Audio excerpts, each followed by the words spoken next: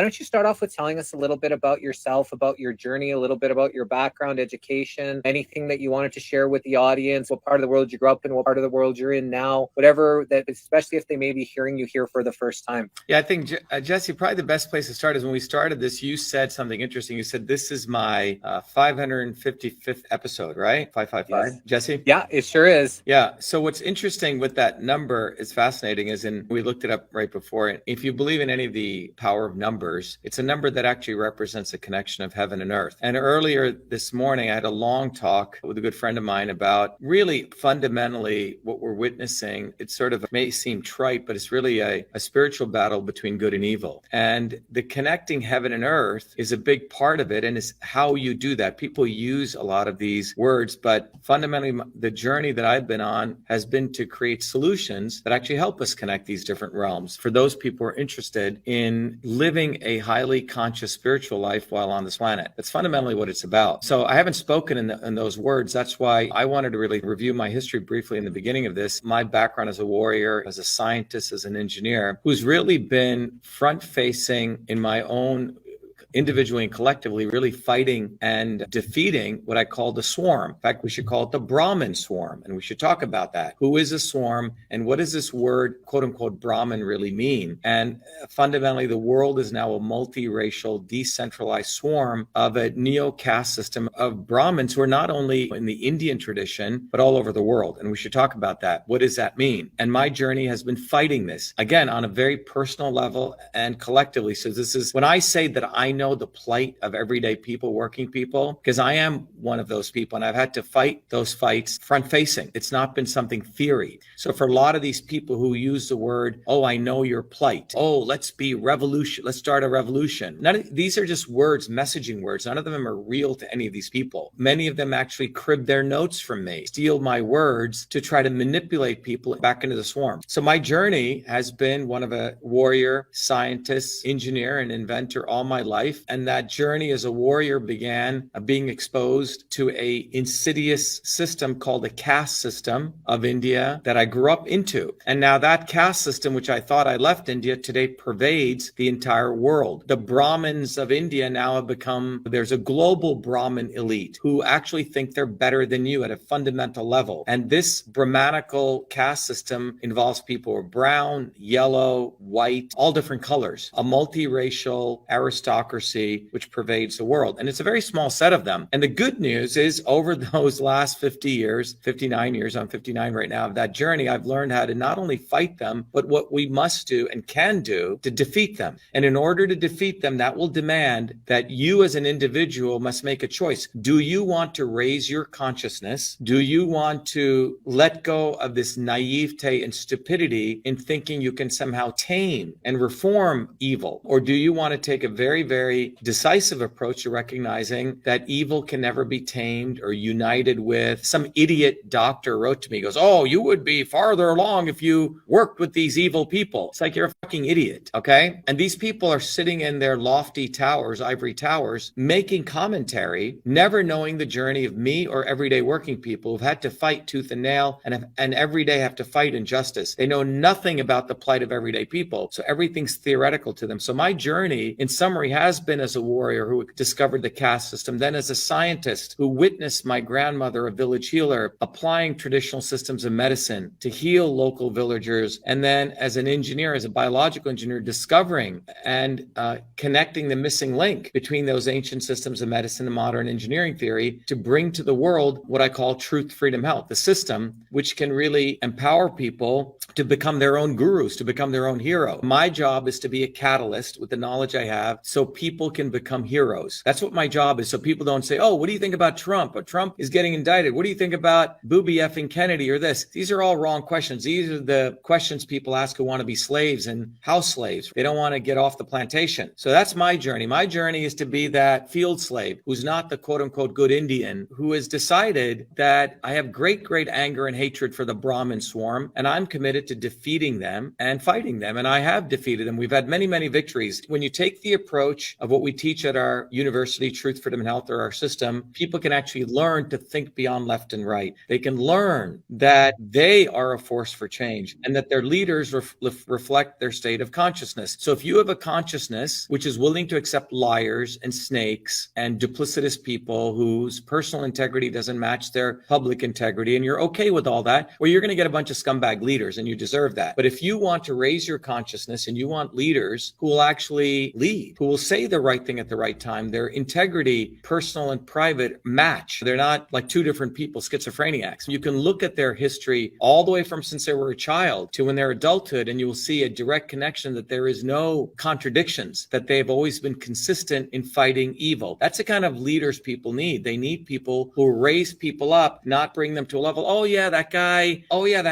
he scammed all these people, but now he's running for president. Oh, I'm okay with that because all of them are scammers. That's what politicians are. Well, bullshit. That's not what I believe leaders are. Leaders are people who actually believe in truth, freedom, and health, and their life reflects that. They fought for freedom, they fought for truth, and they live a healthy life. All those three things have to match. So if you have someone who bangs a bunch of prostitutes while his wife is pregnant and pays off lawyers on other people to get them off, or another one who bangs 38 women, I'm talking about Booby F. and Kennedy, and when his wife dies, does bogus funerals and then exhumes the body of his wife because he actually hated her and moves her. These are not the kind, and these are the kind of people that you want to even consider. Or another guy, they went and found a brown guy to mimic me, this guy called Vivek the Snake, who actually bought useless drugs from Big Pharma, wrapped it out into IPOs, and cheated people. That's the kind of people you want, or you're okay with that kind of duplicity, then you should not be watching this stream, and you should probably go align yourself with evil. We are building a movement now, Truth, Freedom, and Health. Our political campaign, Shiva for President, is demanding, by the way, you can put this bumper sticker on the back of your car, and you will do more work that way than by being on social media, which is fully controlled. So we're about building a movement. The future is offline. We're about destroying this Brahmanical swarm, which pervades the entire world. And we're about there's a lot of people say, let's unite. No, there's nothing to unite here with evil. You must divide yourself from evil. It's not about unity. So my journey brings me to a very, very different path. I did a tweet today when I said, when Christ said the meek shall inherit the earth. Again, my journey reads that statement that the meek, which Christ was referring to, were the pussies and the ignorant people who do not want to stand up to evil. Yeah, they can have the earth. The warriors and the wise who want to stand up, well, we'll have different choices. We can go to heaven or we can stay here and fight. But the pussies and the ignorant people who want to follow these fake heroes, want to follow the snakes, that's what Christ was really meaning. The meek shall inherit the earth. It wasn't about the humble people inheriting the earth. It was, if you're a pussy and you don't want to break from the swarm and you don't want to fight these evil people and you're willing to accommodate them, then you deserve mammon. You deserve this material world. So that's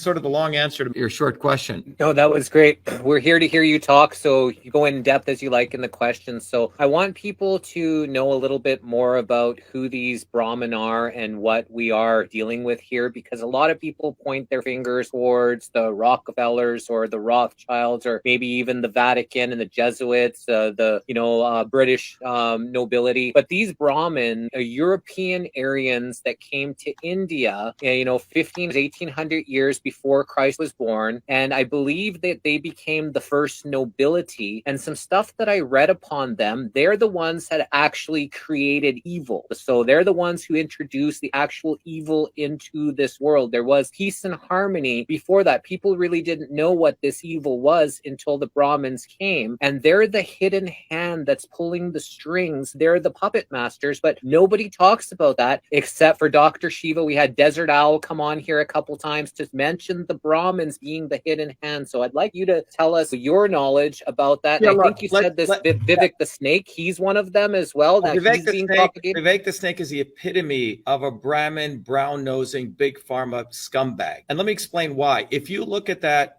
asshole, okay, it's a technical term, I'd like to describe him. This guy literally was put there by the Swarm and the WEF, and go down the list of every three-letter organization because they want to mimic me. So they found this fake guy, a brown guy from South India, that's where his parents are from, a Brahmin, to attempt to steal, and they're failing miserably, unfortunately for them, all the work we did in 2020, all the limelight that we got from 500 million people, because we actually did God God's work fighting the swarm. So they had to find this guy. They were desperately looking for a fool. So they find this Obama 2.0 fool who, by the way, attempts to mimic as though he is from the working class. He actually said he's disadvantaged. He went to a freaking prep school. His parents are from the Brahmanical caste, but it goes way beyond the Brahmanical caste as we know it to India. A lot of Indians in the United States who came here originally were Brahmins, and they do not want to talk about the caste system because when they look back into the 60s and 70s, and even before that, what they did in India to people of my background, it's quite embarrassing.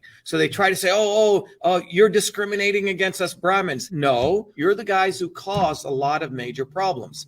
But if you go back in history, I think it's really important to recognize, and they're trying to rewrite history, by the way, it's fascinating. There was a time when India was what was called the Dravidians, the actual native people, very much like the Native Americans. In fact, there's a lot of very fundamental relationship with the Iroquois and the Dravidians of all of India. And when I was with a project that I was doing in India, there was an Indian genome variation project that was done. And the Indian government didn't want this paper coming out, but it clearly shows, if you look at India, it's like that trapezoid. From west to east, there's literally like a dagger that comes in across North India of a very different genetic type. And it's from the quote unquote, the Indo-Aryans, which come in from Iran and that group, right? And it literally split way up North India, Kashmir, to the way bottom of India. Now, the people in way North India are a little bit lighter skinned, and the way people in way South India are darker skinned. But what the Indian Genome Variation Project showed was, except for ability to create melanin, which is a little darker skin, the people way North India, the Kashmiri, quote unquote, who were later called Brahmins, are the same races of people down south. So what they did was, when that invasion took place, they started diminishing the people of dark skin color with the people of light skin color. And that was one of the distinguishing features they started to do to create this Brahmanical caste system, which then pervaded all over India. But the original concept of the guild system was you had different people. Let's say you were a really good engineer. You were known as Engineer Jesse, and I was a really good blacksmith. I would be known as Dr. Shiva, the blacksmith. You see what I'm saying? And then someone was, let's say, a really learned person who really studied things, he would be called a Brahmin. But over time, that was the original model. You had people who were good at things. But this model that took place converted this guild system to, if you're born as this, then you will be that. You see, it was about the birth lottery. You follow what I'm saying, Jesse? It no longer became about merit of where you came from. You were born into this, you get to be that. And that devolved into this quote unquote caste system. And now, interesting enough, in India around the 8th century, which is about 1,200 years ago or 1,500 years ago, a lot of spiritual leaders saying, wait a minute, I don't agree with this. If we have equality in heaven, why isn't there equality on earth? And we're talking about connecting heaven to earth, right? This number 555. So these spiritual leaders started questioning this, and that led to what was known as the Bhakti movement, Bhakti, which was a movement of the heart connected to God. And between the 8th century up until the 16th century, the caste system was actually starting to break up in India. And people of merchant class, people who are artisans, were being elevated to actually get great respect. Now, when the British come to India, British colonialism, instead of letting that caste system evaporate away, British colonialism, they said, whoa, the caste system is pretty good. We can organize people, we can manipulate people, and they resuscitated it. So they went and found the old Brahmanical priests, and this is in a wonderful book called The Rise and Fall of the East India Company,